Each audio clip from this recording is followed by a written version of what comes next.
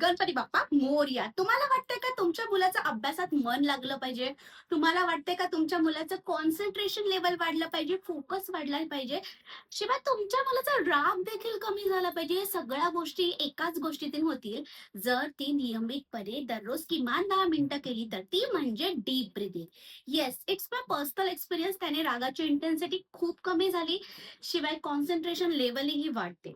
So पण करायचं कसं आहे? श्वास घ्यायचा आहे, श्वास थांबवायचा आहे आणि श्वास सोडायचा आहे. ब्रीथिंग जर 3 सेकंद करायचं केला, तर ब्रीथ आउटचा काउंट 3 सेकंदापेक्षा जास्त असला पाहिजे. So for example, take a deep breath in. 1, 2, 3. Hold. 2, 3, 4. Breathe out. 1, 2, 3, 4. Breathe in. 1, 2, 3, 4. Hold.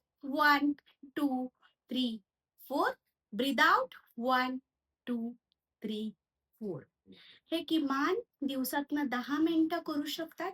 सकाळी उठल्या उठल्या ते केलात तर अगदी उत्तम, आणि रात्री झोपायच्या आधी केला तर अतिउत्तम.